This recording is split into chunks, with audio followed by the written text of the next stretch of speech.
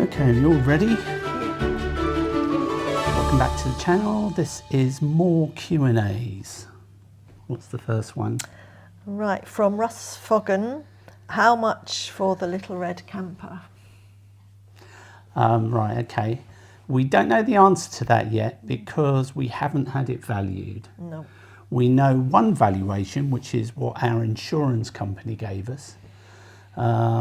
But we won't be announcing how much we're selling it for until we've had it properly valued, will we? And until we're ready to actually sell it, because Yeah. we're hoping to do another trip in it. Yeah. There'll be another trip in it Yeah. before then. Okay. Richard Cope has asked, if you could meet yourself 10 or 20 years ago, how would the conversation go? What essential advice would you give yourself, do's and don'ts? That's a tricky one. Yeah. Do you know anything you want to say? No, the only thing I'd have said is I did worry quite a bit when I was working in my jobs about being happy at work and carrying on working when I wasn't happy in a couple of jobs. And eventually I did leave and go on to something else, but wish maybe I'd done it a bit sooner. To say, if you're not happy in your work, look for something else, because it's not worth it, is it? No. So, although you didn't have that luxury really I in your didn't. career. I didn't have that luxury in my career. Obviously, if I packed in my job, the last few years of my job, I didn't enjoy it at all. I'll be honest. It got far too politically correct, far too concerned with box ticking and meeting what seemed to me to be pointless targets, far removed from what the police should actually be doing. And that's protecting citizens against bad people. But I didn't have that choice. Obviously, if I left, I would have ruined my pension. So I had to hang on with gritted teeth. The only thing I would say to myself, looking back, is don't take things too seriously. Only worry about the things that are under your control. Because I didn't. It used to cause me real angst if I couldn't solve particular problems in my job. Yeah. And I know some of my other colleagues were far more relaxed about that, and actually when I look back they were right and I was wrong. And I think that's what I'd say. Yeah, and maybe going back to when we bought our first ever caravan, Oh, God, maybe we should have bought a camper van back then. I'd have been shouting, buy a camper van, don't buy a caravan. Especially because it was in about 1990, I think, was our very first caravan. So we were very young then. I knew all about caravanning, didn't I? Because my parents had Yeah. had one for a long time. Yeah. And I'd had some wonderful holidays in there. Don't get me wrong, you can have some fantastic times in caravans, and we certainly did, didn't we? Yeah. But there is a world of difference between a caravan and a camper van. I think we'd have explored a lot more of Europe if we'd had a camper van. Definitely. Okay, another question from Richard Cope. What place are you glad you went to but wouldn't go back? For us, it's Las Vegas. Glad we went, but we won't return. Yeah, well, I know what you mean about Las Vegas. We loved it the first time we went. First time was great. We did go back several times. Yeah, but each time got each progressively worse. Yeah, and now I think we've done Las Vegas and wouldn't want to go back. We're not gamblers, are we? No, I mean, if you're a gambler, then I don't think there's Yeah. probably any better place on the planet for you. But Yeah. we're not gamblers, but we just went to see the spectacle, really, didn't we? Yes. And the shows. Yeah. Any other place? Well, for me, I'm glad we went to China, but You wouldn't go I back? wouldn't be in a hurry to go back to China. No. It was a unique experience, and great to see it. And But why wouldn't you go back? I didn't find. I mean, with the places we went to, obviously we didn't see the whole of the country. No, we were on an escorted tour, weren't we? Yeah. I'm glad we were on an escorted tour. I Yeah, wouldn't and want I'm to. sure parts of the country are very beautiful when you Yeah. get out, into the scenery, and like going to the Great Wall and that, was very exciting. Very busy at the Great Wall, wasn't But it? there was just a lot of people. Thousands of people. and the cities are just so built up, and there was a lot of pollution.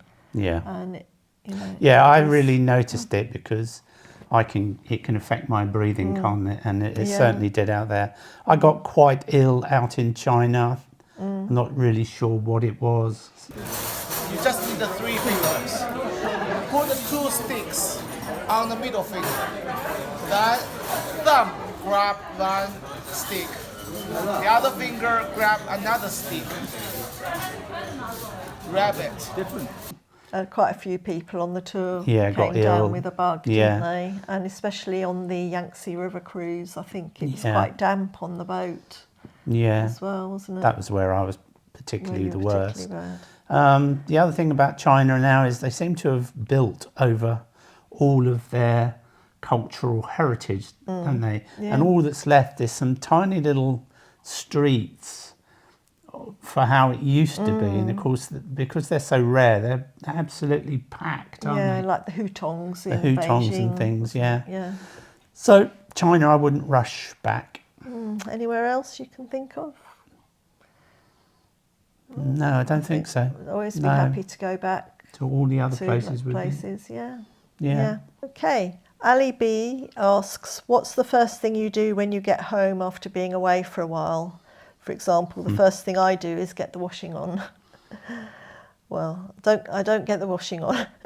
The first thing I do though is I empty as much as I can out of the van. So certainly starting with all the fresh food, and I get all the dirty clothes and everything out and do as much as I can straight away as soon as we get home.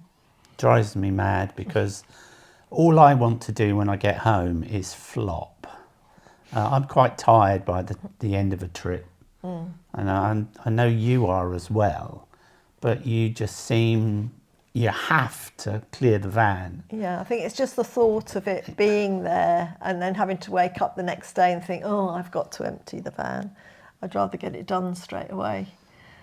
Yeah, the first thing I do is I look forward to is a curry and a bath. Yeah.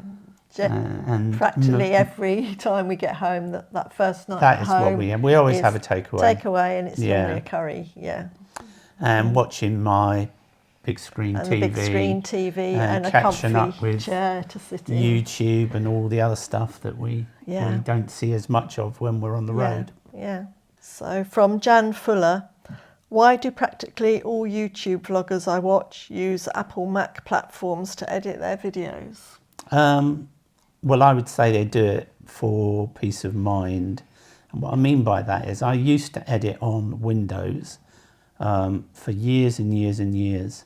And I got frustrated by a number of things. The software used to crash quite regularly. Sometimes you'd lose your work, which can be soul destroying if you've spent a lot of time editing something. And I also got fed up with every time I turned my Windows computer on, there were updates to be installed. And I wanted a system where I could turn it on and just work.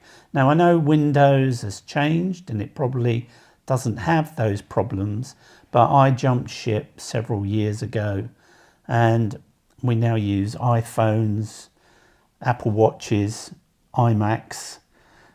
So we're bought into the ecosystem now, and I wouldn't go back because it would be very expensive to do. But all I can say about the Mac is I just recently switched to a program called DaVinci Resolve for editing, and it just doesn't crash. It just works and does what it says on the tin, and that's all you can ask from a computer, really.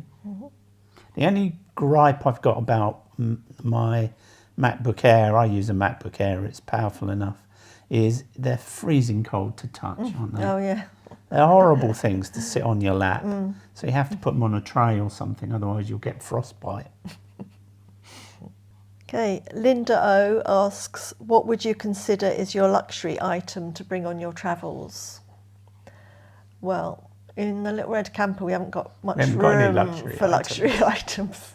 So I wouldn't say we actually take any luxury I think the Little Red item. Camper is the luxury item. Yeah, in itself. Yeah. We we haven't. I can't think of any. Can you? No, that you would count as a luxury. They're all essential I'd say, items. yeah, and we made a concerted effort after the first trip we did to not take anything that we hadn't used on that trip Exactly. again. So you empty out. So absolutely everything that's in the van gets used. Yeah. And we have nothing there for. The smaller the van, the less you should put in it. And just, I know that's just common sense, but it makes your life so much easier because you're not constantly moving things out of the way. Yeah. It makes accessing the things you actually need in the cupboards much easier. And the packing is quicker. There's so many benefits to going lightweight. Just take the bare essentials. Yeah, your van is lighter, you don't use as much fuel. Yeah, so I'd only say, like, if we know we're going away and it's going to be muddy and we're going walking, then we'll pack our little Wellington boots for that, which is a luxury in the mud. It's not a luxury though, but it's an essential item. You've got to have.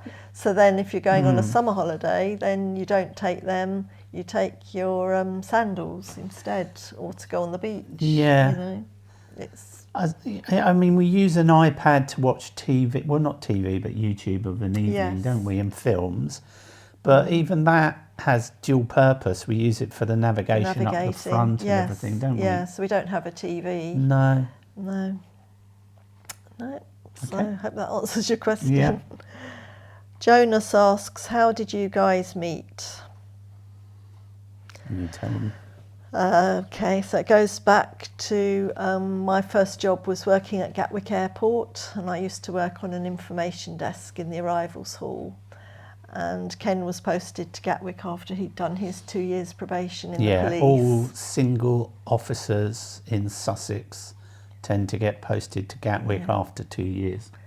And so you find, especially on a quiet night shift, that the policeman would come up and talk to you on the desk and you'd get chatting. Yeah. And then we met at a party in Crawley one night, and I'd remembered I'd spoken to you before, but you didn't remember speaking to me. I didn't remember speaking to her. Yeah.